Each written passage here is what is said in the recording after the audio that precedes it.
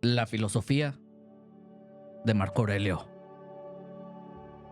Se cree que el mejor ejemplo del concepto de Platón del rey filósofo, alguien que gobierna según preceptos filosóficos y verdades superiores, es el del emperador romano Marco Aurelio, el último de los 5 buenos emperadores de Roma y un devoto estudiante del estoicismo cuyos principios influyeron tanto en su vida como en su reinado. Michael Grant describe a Marco Aurelio como el más noble de todos los hombres que por pura inteligencia y fuerza de carácter han apreciado y alcanzado la bondad por sí misma y no por recompensa alguna. Esta es la forma más común de ver a Marco Aurelio, de quien su reinado se caracterizó por una devoción a su pueblo y una disciplina estoica expresada claramente en su obra Meditaciones. Un diario privado que llevó y que una vez publicado se ha convertido en su mayor legado. Marco Aurelio fue muy respetado en vida y personas que existieron antes y después de él.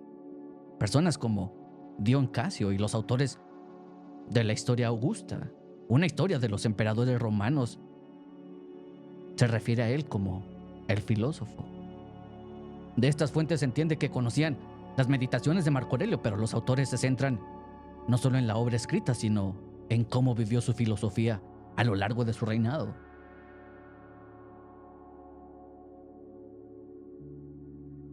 Las Meditaciones es el diario de Marco Aurelio. Lo escribió entre el año 170 y 180, mientras se encontraba en campañas militares en Germania, y podemos ver la forma en que expresa su visión filosófica, su filosofía estoica de vida.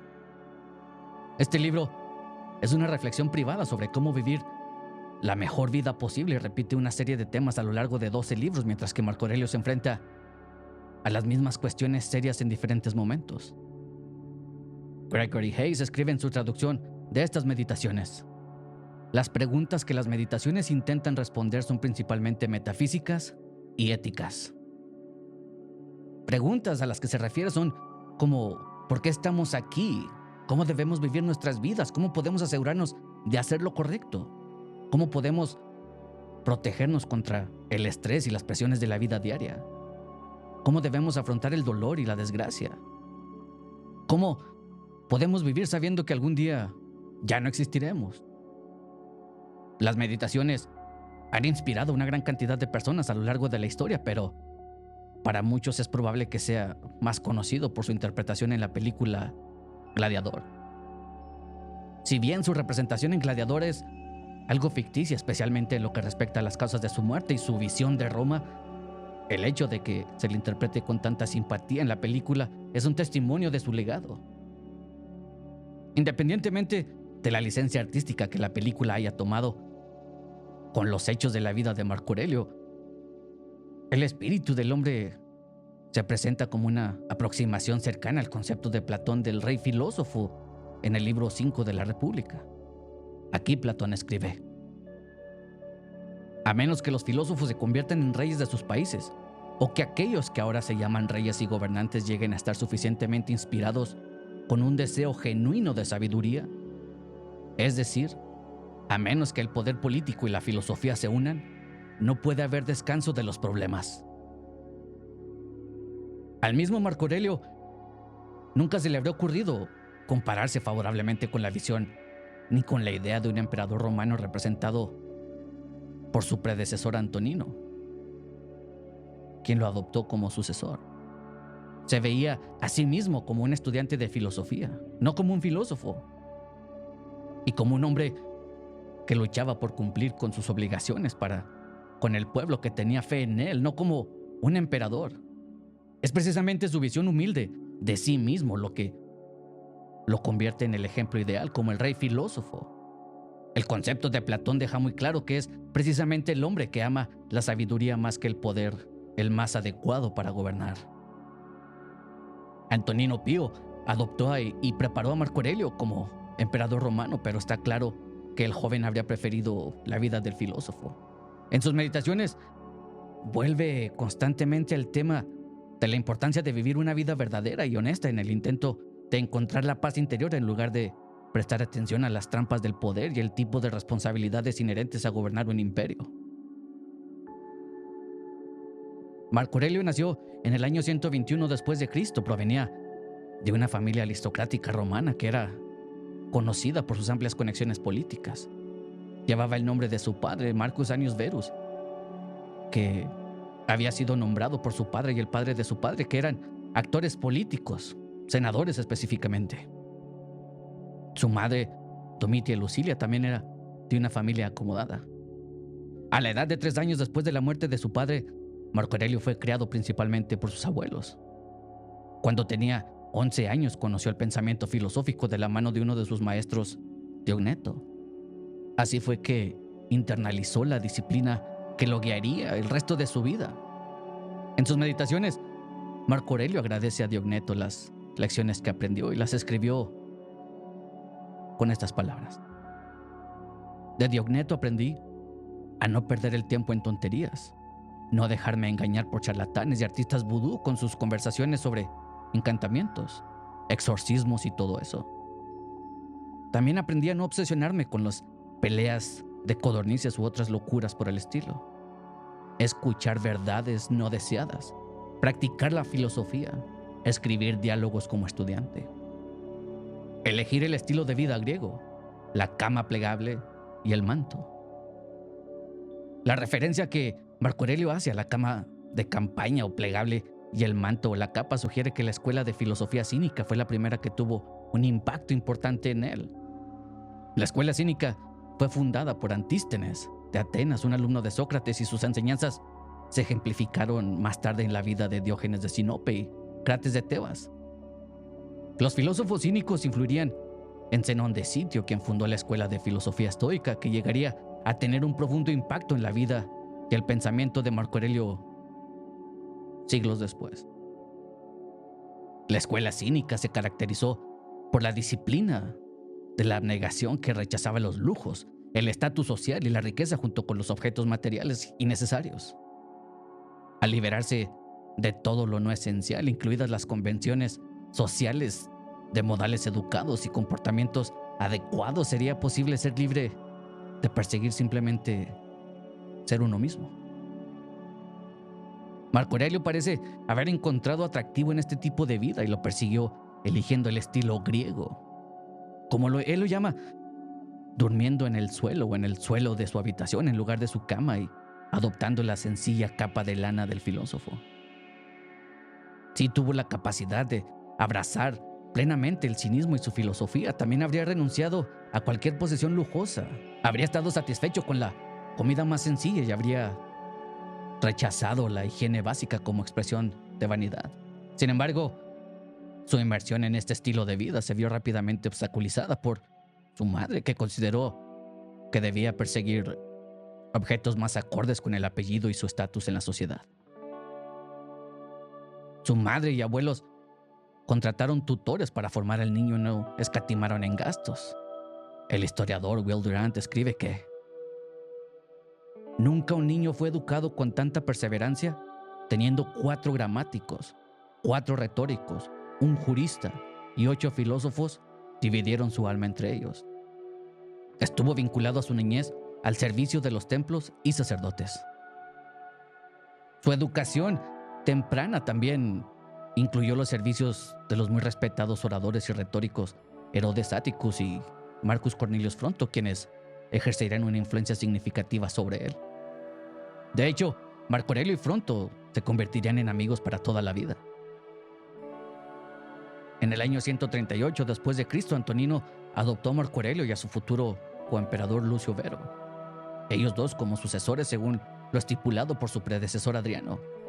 Marco Aurelio en ese momento se tomó el nombre de Marco Aurelio Antonino y estaba comprometido con la hija de Antonino, Faustina.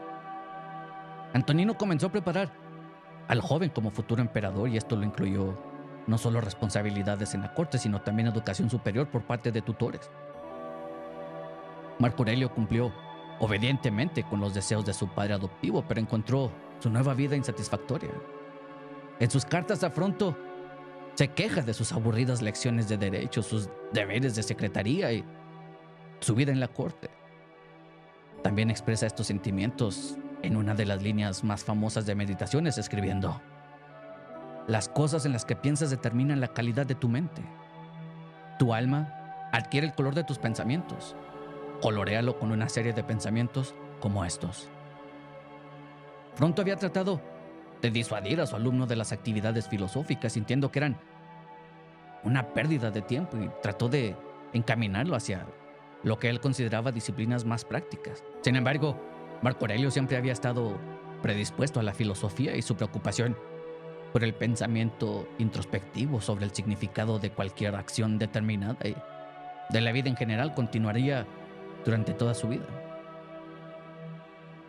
Pronto se sintió decepcionado cuando supo que, incluido en la educación de su antiguo alumno, en la corte recibiría tutoría de filosofía, pero esta noticia debió ser un gran alivio para el propio Marco Aurelio. Antonino contrató a dos filósofos que dejarían enormes impresiones en Marco Aurelio y cuyas enseñanzas guiarían el resto de su vida joven adulta. Estos tutores fueron Apolonio de Calcedonia y Quinto Junio Rústico, uno de los más grandes filósofos estoicos de su época. Estos tutores lo instruyeron en el estoicismo, la escuela filosófica fundada por Zenón de Sitio, pero expresada plenamente en los escritos de Epicteto, en sus discursos y su manual. El estoicismo sostenía que había una fuerza eterna que unía al universo llamada Logos, en donde procedían todas las cosas.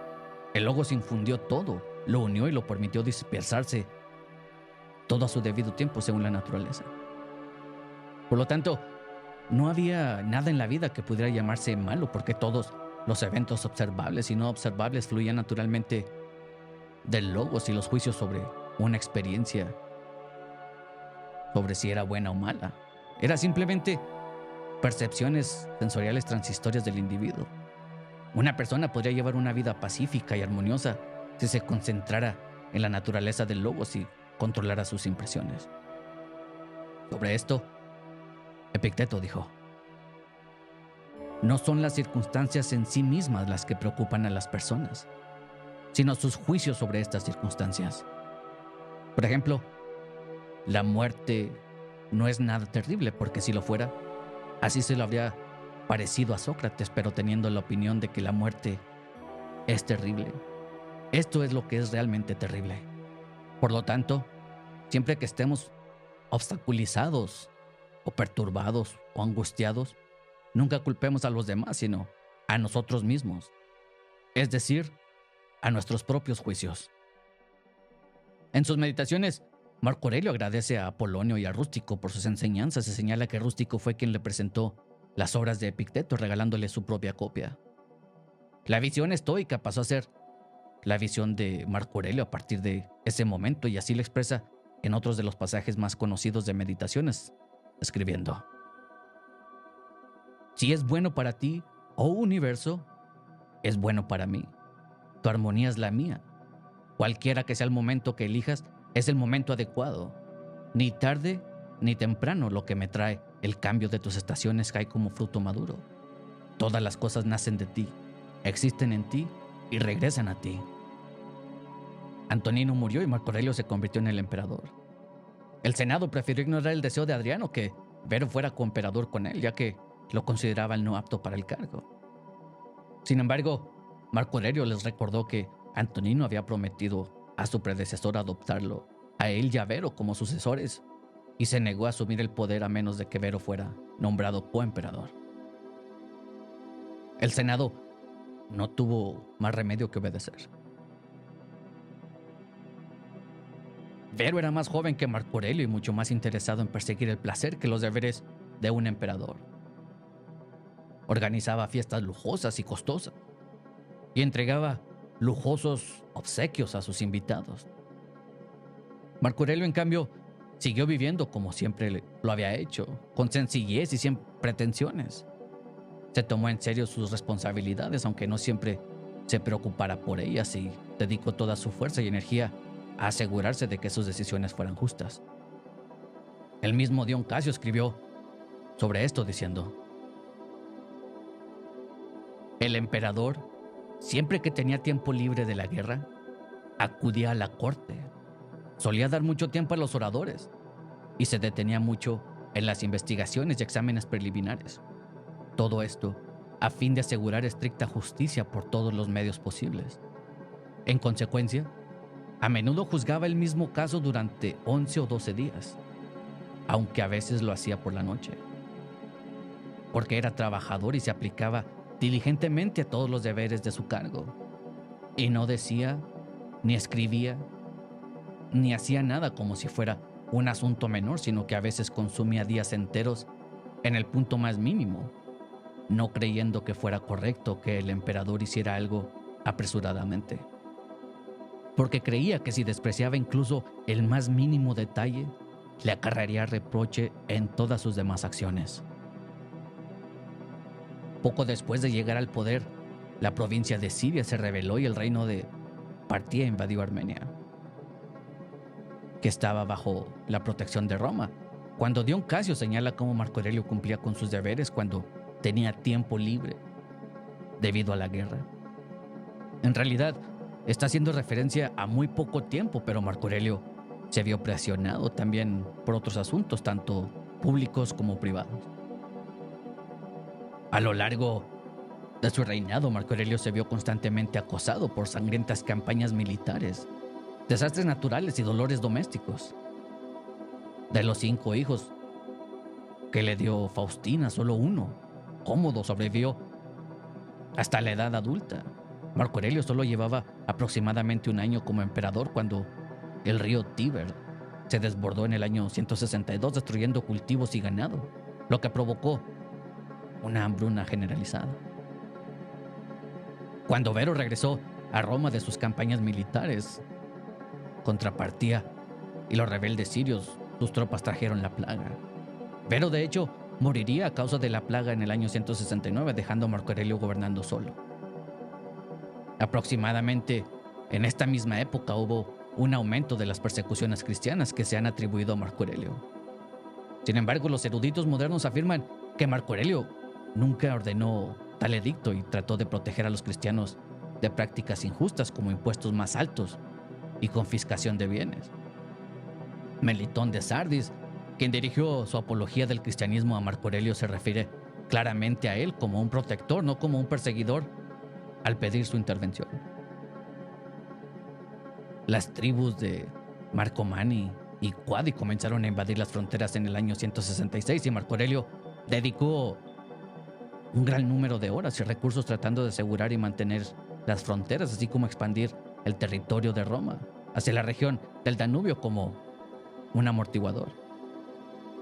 Aunque Platón promete el fin de los problemas una vez que un filósofo se convierte en rey, Marco Aurelio tuvo problemas sin fin durante su reinado. Aún así, como lo atestigua la historia y sus propios escritos, Marco Aurelio hizo todo lo posible por permanecer firme frente a los desafíos, exhibiendo lo que Hemingway más tarde llamaría gracia bajo presión. Esto que es la capacidad de permanecer firme y fiel a uno mismo sin importar las consecuencias ni circunstancias. Las decisiones que tomó Marco Aurelio durante su reinado dan evidencia de un corazón amable y compasivo y disciplinado que valoraba la lealtad de su verdadero yo y a los demás. Sin embargo, su insistencia en cumplir las promesas y defender la traición lo llevó a veces a cometer errores, como se vio cuando se negó a gobernar a menos que se cumplieran los deseos de Adriano y que Vero gobernara con él. Aunque Vero demostró ser un emperador muy inferior en todos los aspectos.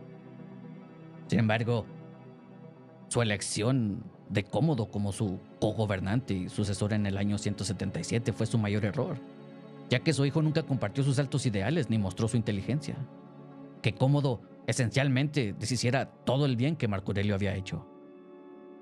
Así, entregando el gobierno de Roma a incompetentes y divirtiéndose constantemente, muestra exactamente el pobre juicio de Marco Aurelio en ese ejemplo. Marco Aurelio parece haber intuido que su hijo nunca estaría a la altura del potencial que veía en él y cuando murió en el año 180, Cómodo demostraría ser la peor elección posible como sucesor. Sin embargo, es esta misma humanidad, esta bondad y esperanza de que otros compartan tu misma visión para convertirse en la mejor versión de sí mismos lo que hace que Marco Aurelio sea tan admirable y las meditaciones tan duraderas. Este libro es un testimonio de la nobleza de su autor y perdura debido a la inmensa practicidad y en el sentido de la visión de la vida que expresa. No hay lugar para autocompasión o la autoexcusa en las páginas de meditaciones. Solo la exhortación constante a hacer lo mejor que uno pueda en cualquier circunstancia y a usar el tiempo sabiamente porque la vida es corta. En este diario, Marco Aurelio escribió: algún día debes darte cuenta por fin de qué cosmos eres parte y de qué gobernador del cosmos proviene tu existencia, y que un límite de tiempo te ha sido reservado. Y si no lo utilizas para despejar las nubes de tu mente, desaparecerá, y tú desaparecerás, y nunca más volverás. Marco Aurelio entendió que si uno quiere cambiar el mundo, no puede vivir como lo hace el resto del mundo. Incluso en la cima de su poder nunca traicionó su visión filosófica o su creencia en un significado fundamental para la vida humana. Expresa este ideal en las meditaciones diciendo: las personas existen uno para otro. Enséñales entonces o ten paciencia con ellos. En este pasaje, como en muchos otros, Marco Aurelio prefigura los ideales posteriores de las existencialistas del siglo XX, quienes también sostenían que el propósito de la vida es ser el mejor posible, el mejor ser humano posible, independientemente de las circunstancias o las acciones de los demás. Al mismo tiempo, encarna el concepto anterior del rey filósofo de Platón, el hombre que gobierna no para sí mismo, sino para el bien de su pueblo.